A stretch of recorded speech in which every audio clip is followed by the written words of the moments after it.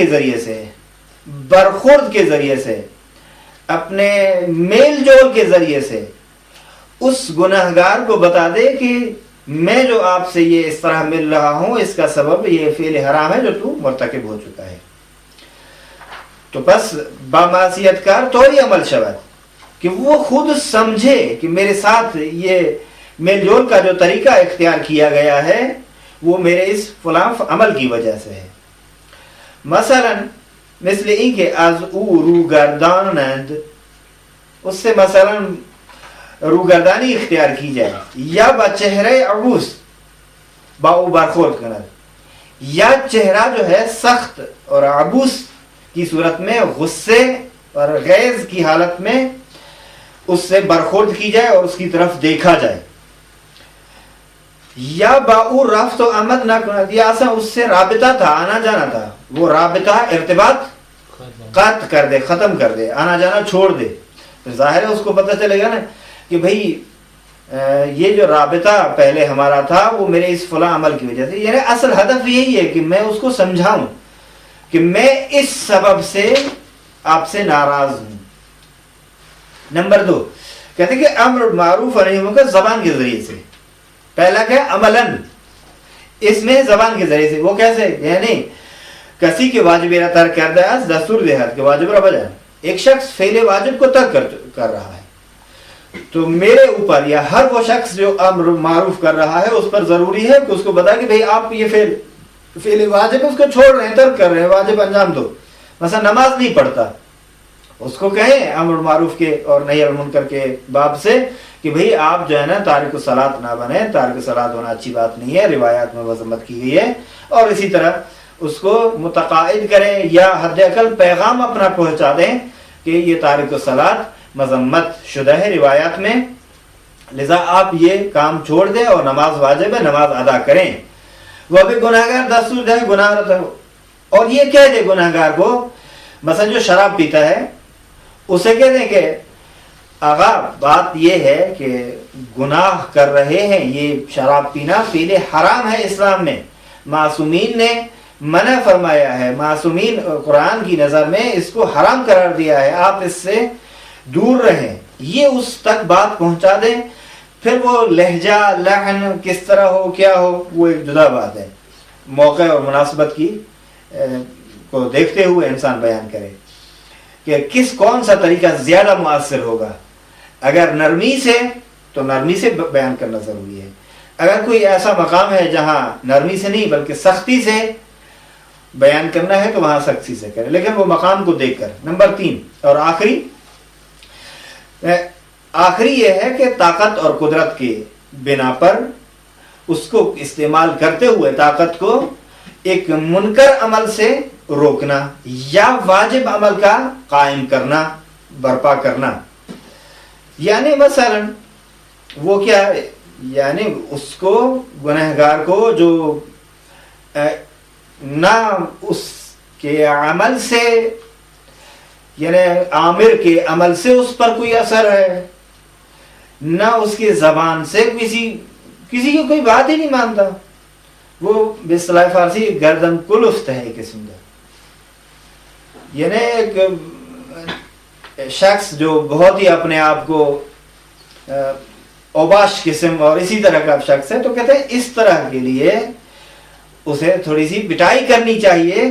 اب کہاں تک کیا اس میں تفصیل نہیں ہے کہ کیسا، لیکن نیچے اسٹار کا نشان لگا کر نیچے آیت اللہ خامنئی کا انہوں نے ذکر کیا ہے. وہ کہتے ہیں کہ باتوجہ بئی کہ در زمان حاکمیت و اقتدار حکومت اسلامی، کہتے ہیں چونکہ حکومت اسلامی برقرار ہے اور حکومت اسلامی کا اقتدار ہے اور حکومت اسلامی کی حاکمیت ہے، اس زمانے میں مراتب دیگر امر معروف و نہی از منکر را کہ بعد از مرحلہ امر و نہی زبانی ہستن.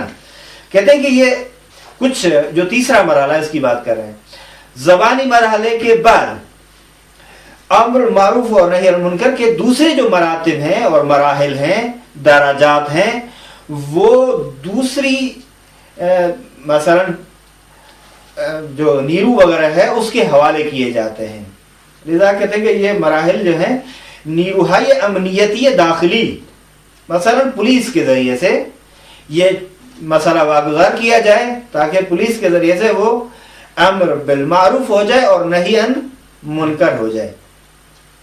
یا قوہ قضائیہ ہے اس کی طرف یہ چھوڑ دیا جائے تاکہ وہ اس مسئلے کو.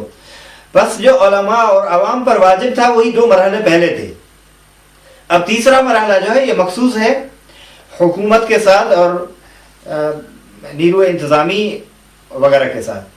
اس کے بعد کہتے ہیں بخصوص در مواردی کے برائے جلوگیری از ارتکاب معصیت چاری جز اعمال قدرت از طریق تصرف در اموال کسی کے فعل حرام انجام دہد یا تعذیب حبس او و مانند آنیس. کہتے ہیں بسا اوقات اس طرح ہوتا ہے کہ ان اعمال کے علاوہ کوئی اور چارہ ہوتا ہی نہیں ہے کہ ہم اعمال قدرت کریں. مثال کے طور پر یا جو فعل حرام مرتکب ہو رہا ہے اس کے مال کو تصرف کیا جائے.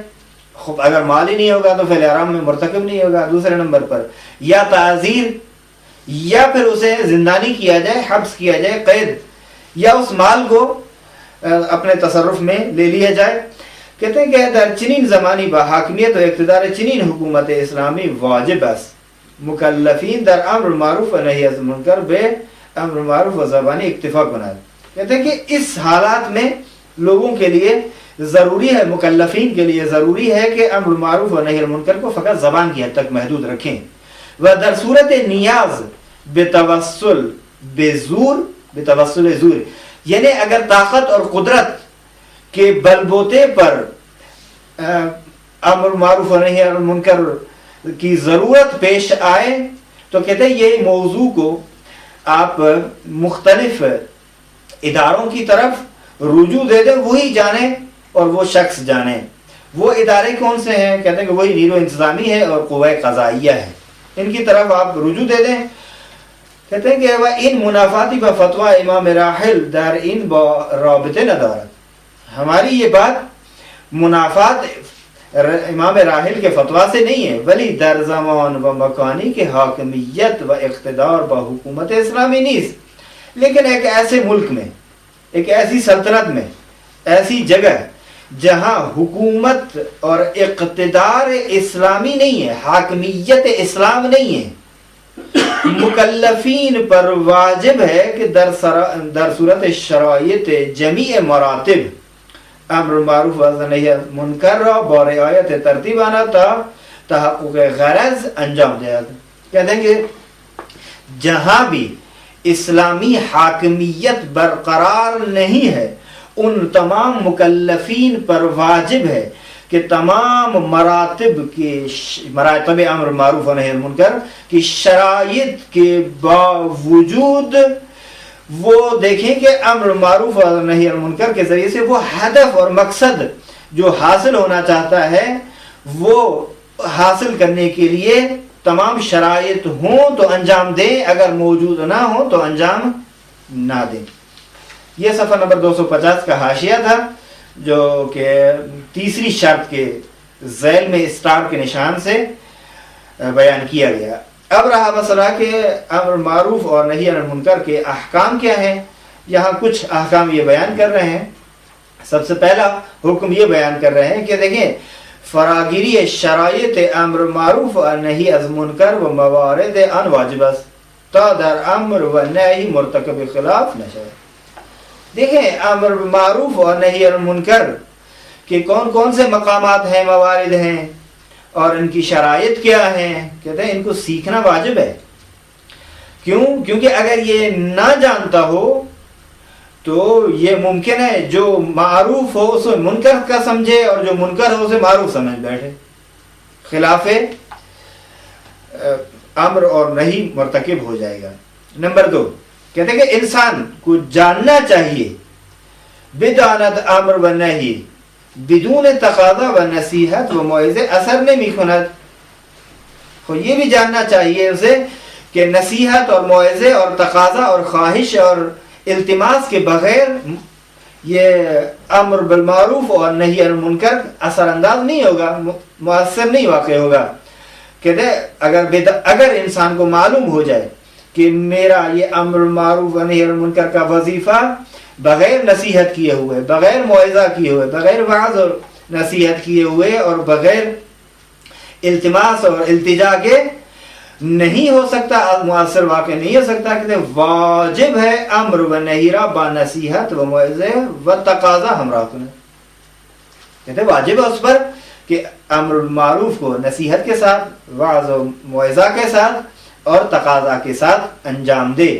اور اگر وہ جانے، اگر بدانت کہ درخواست و موعظہ بتنہائی مؤثر است، یعنی اگر وہ معلوم ہو جائے اسے کہ بغیر امر اور نہیں کے خود میری وعظ و نصیحت مؤثر واقع ہو رہی ہے، تو واجب ہے بس اسی طرح وعظ و نصیحت کی بنا پر ہی اکتفا کرے اور اسی طرح عمل کرے.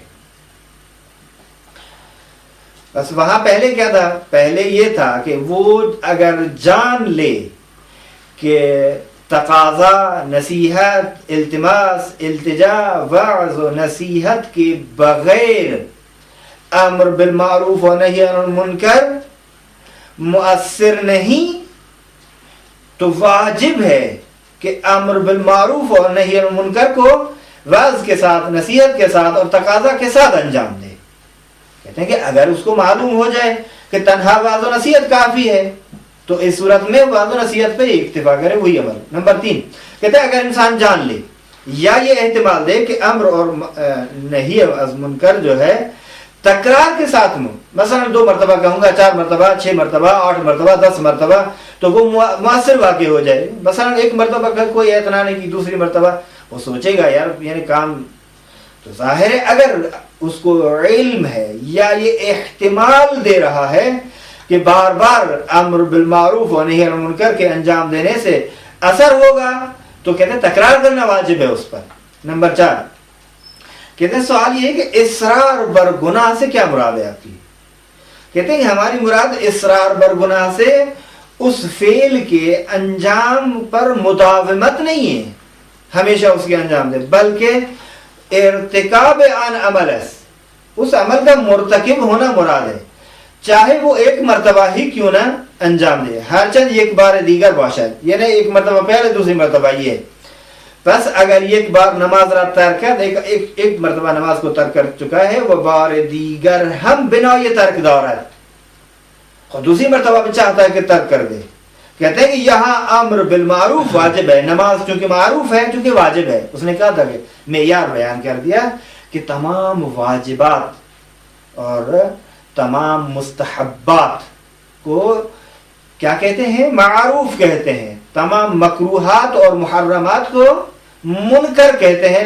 چونکہ نماز پڑھنا واجب ہے، لہذا ایک شخص جو 1 مرتبہ نماز ترک کر چکا ہے، دوسری مرتبہ ارادہ ہے اس کا کہ دوسری مرتبہ بھی نہ پڑھے، تو اب ضروری ہے اسے بتایا جائے اور امر بالمعروف کہا جائے اور ترک صلاۃ سے اسے روکا جائے. نمبر 5 اور آخری حکم ہے اس میں، امر بالمعروف و نہی عن المنکر زخمی کردن و کشتن معصیت کار بدون اجازت یا حاکم شہر جائز نہیں. اس کا یہ مقصد تو نہیں ہے کہ جو بھی آپ گنہگار دیکھیں کوئی فعل حرام مرتکب ہو رہا ہے اسے آپ زخمی کر دیں یا آپ اسے مار ڈالیں جان سے. کہتے ہیں کہ بغیر حاکم شہر کی اجازت کے جائز نہیں ہے، مگر اگر کہتے ہیں کہ یہ منکر جو ہے یا یہ معروف ان امور میں سے ہے جس کی اسلام میں بہت زیادہ اہمیت ہے. مثال کے طور پر کہتے ہیں کہ مثلا مثل یہاں کہ شخصی بخواد انسان بی گناہی را بکشد. خود دیکھ رہے ہیں کہ بھئی یہ خیابان میں روڈ پر کھلم کھلا ایک شخص بے گناہ دوسرے کو قتل کر رہا ہے. چونکہ اسلام میں یہ ایک ایسا عمل ہے جس کے لیے حساسیت ہے ایک قسم کی، اور اسلام حفظ جان پر اہمیت دیتا ہے، لہذا اب اس شخص وہ جو قاتل ہے اس سے روکنا ضروری ہے، چاہے اسے زخمی ہی کرنا پڑے. ٹھیک ہے، تاکہ وہ دوسرے کو جان سے مار نہ دے. یا مثلا گزاری کی جاتی ہے، ان مسائل میں بھی اسی طرح ہے. اگر ایک شخص فرض کریں کہ جانتا ہے کہ یہ فلاں جگہ پر بم گزاری کی گئی ہے